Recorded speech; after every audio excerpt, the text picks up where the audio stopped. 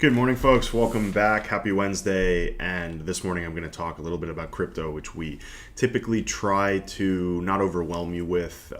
We actually try to speak on topics based upon our asset allocation views, based upon a little bit the model portfolio, just to kind of keep a commensurate amount of time and information per the things that we think are important. And in my view, crypto has no place in a long-term portfolio beyond 1 to maybe 5% of total assets.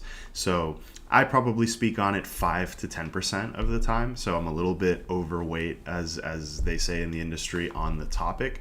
But overall, 1 to 5%. That's how much I think is worth really carrying within a holistic portfolio that has stocks, that has private equity, that has commodities, that has fixed income, bonds, real estate. So a little slice of crypto, and I'll only really speak on it when there's massive news. And massive news has been bestowed upon us in the markets. There's been a ton going on where the SEC, the Securities and Exchange Commission, the main financial regulator here in the United States that sort of oversees from upon high. There are sub-regulatory agencies like FINRA and things like that. But the SEC is the guy that comes in with the trident from above the sky and just completely knocks people's lights out or redefines the entire industry. So what has been going on in crypto, right? The SEC, Gary Gensler in particular of the SEC, has kind of been lopping heads left and right, even retroactively, calling crypto security in some instances, calling some businesses operators or sellers of securities that were exclusively in the crypto business. There have been incredible lawsuits trickling from the highest upon high places of crypto. I'll mention one name, Digital Currency Group, which is sort of this parent company that gave birth to many of the blockchain, cryptocurrency, and cryptocurrency service companies that we know today, including Grayscale. Who's Grayscale? So Grayscale is this company that has done their best at the beginning of the blockchain sort of revolution, has done their best to give traditional investors legitimate access to crypto exposure without needing to know how to create a wallet, go into a browser, connect wallet, connect to a centralized exchange, buy crypto, and then also take on all of the security and management and fees that comes with self-managing a crypto portfolio. But beyond the convenience of what they provide, they've created a structure, an investment structure, where you can, from your brokerage account, from your E-Trade, from your Schwab, buy into a legitimate, publicly traded financial vehicle that gives traditional investors exposure to crypto. This is important because especially where capital is housed, right? These big investment firms, these ultra-rich family offices, these private banks that have multi-million-dollar investors or clients, most 99.9% of them are not comfortable with the concept of blockchain and cryptocurrency. They don't understand it. They're even less comfortable in directly investing. So this product and Grayscale was brilliant because it would allow them to capture a tremendous amount of capital through their vehicles, which was structured as a exchange traded trust. Basically, it's called the Grayscale Bitcoin Trust, is the OG. It's the original product that they rolled out. And long story short, you're not buying Bitcoin at the price that it's currently trading at. You buy into somewhat of a complex structure where you purchase in at a premium, supposedly. You're supposed to basically pay a little extra than what Bitcoin costs. And then you are able to eventually liquidate, maybe at a discount, maybe not at all. The play here by Grayscale was to create kind of a Noah's Ark for crypto. It would allow people to put their money in the trust, give the fund the ability to give them exposure to Bitcoin. And then as policy caught up, right, as the Gary Genslers of the world, as the SECs of the world kind of smartened up to what this asset was, they would allow Grayscale to convert this clunky, little bit opaque financial vehicle into an ETF, an exchange traded fund. I think most of you are familiar with what an exchange traded fund is, but it would basically take this trust that has these weird discount and premium dynamics when buying and selling. It also doesn't actually ever give you access to the Bitcoin. You have to deal through Grayscale. It seems that through a series of lawsuits between the SEC and Grayscale and other firms, it seems that they are finally going to allow Grayscale to become an ETF. This is huge because this gives investors direct exposure to the current price of Bitcoin through a legitimate, publicly traded financial vehicle. More importantly than that, and a little bit spicier news, a lot of traders in the blockchain and the cryptocurrency space have been buying this Bitcoin trust, believing that they're going to get the green light from regulators to convert it from this clunky trust into an ETF. What happens? So I think yesterday, I haven't checked this morning, markets are open now 7 minutes, but the Grayscale Bitcoin Trust was up like 20 something percent in recent trading. So the thesis of many risky hedge fund speculative traders was that if we buy this trust at a discount, which it's what it's trading at, is trading at a massive discount to Bitcoin. We buy it, and then once the ETF gets approved, that discount will converge and it'll generate, massive returns. It seems like that is playing out, but it has been quite the saga, especially over the last 2 years with Gary Gensler and regulators sort of lopping heads and rewriting rules before the rules have even been written. So it's been a arrow flurry of lawsuits between large crypto companies and these regulators. In recent news, it looks like the companies have won a little bit of ground.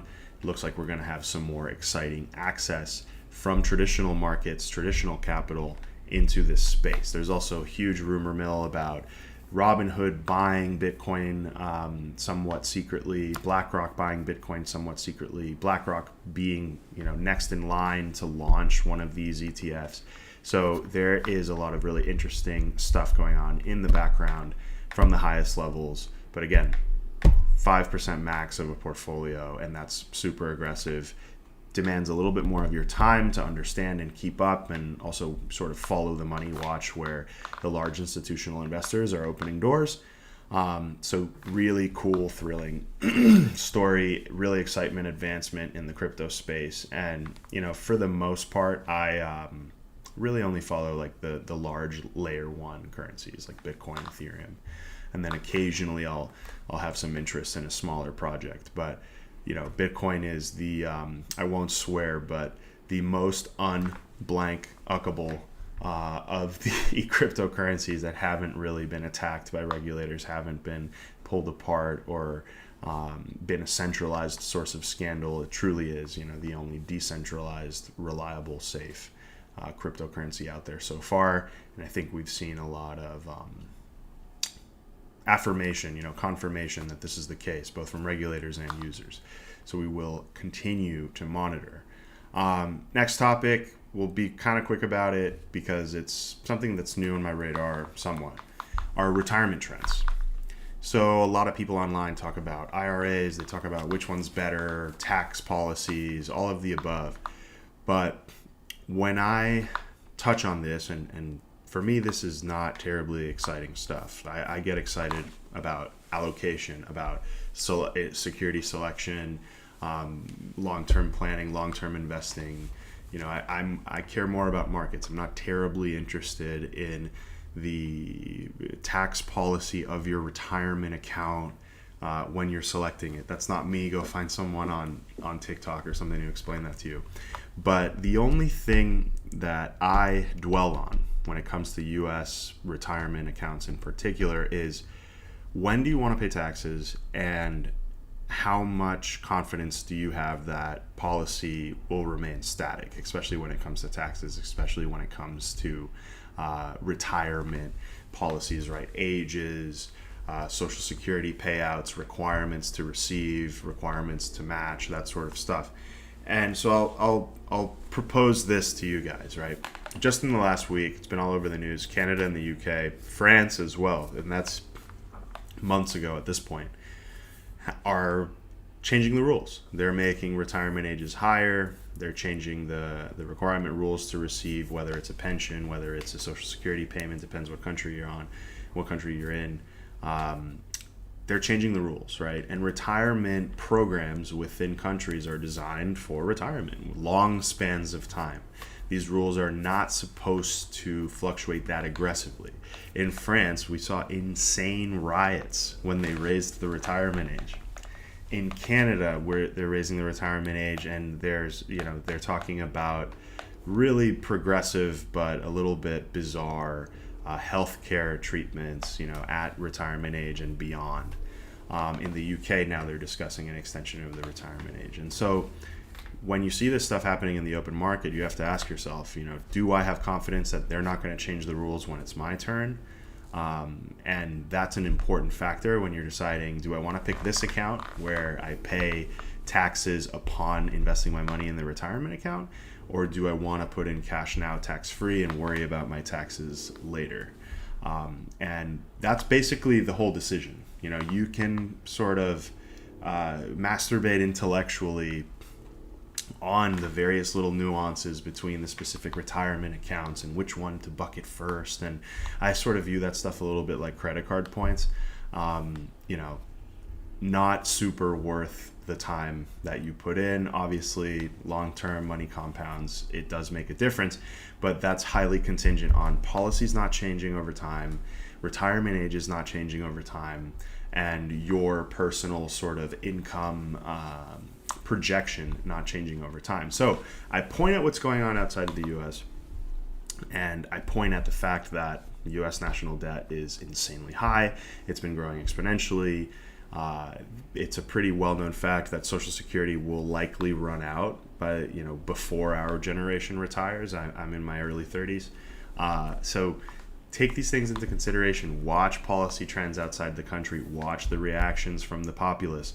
And when you're making these long-term decisions, especially when it comes to taxation and policy, that's where your focus should be. It shouldn't be necessarily like crunching the numbers and seeing which one incrementally yields you more, because long-term decisions oftentimes cannot really be telegraphed by doing simple arithmetic or even complex statistical analysis and regression and all that stuff. It's very difficult to perceive. I think behavioral stuff can be somewhat more helpful, and policy tracking, macro tracking can be helpful when making these decisions. So be very careful, guys. Take into account, what can change and what cannot throughout your retirement journey when you are making those decisions. I mean, crypto that we just talked about, it is a great example. The policy is so nebulous there that you're seeing, business people who received licenses and blessings and, sign-offs getting sued by the very regulators. And a great example is Coinbase. Who's engaged in a little bit of tit for tat with regulators as well. And they're a publicly traded company that had to receive really thorough blessing and sign off from various regulators to go public and to operate serving the public. So policies change, guys. Policies change pretty drastically, administration to administration. And we're even seeing now within the U.S. kind of network of countries that we do business with, that we align with quite well, and our central banks work together. We're seeing them, change the rules a little bit on the whole retirement game. So hopefully that didn't scare anybody. Happy to chat more about it. If you want to contact us, ping us in the Discord. If you're a client, you're in our portal, you can ping me directly. Otherwise, guys, have a great Wednesday. We will catch up on Friday, wrap up what's happened in markets and business news this week. Hang in there.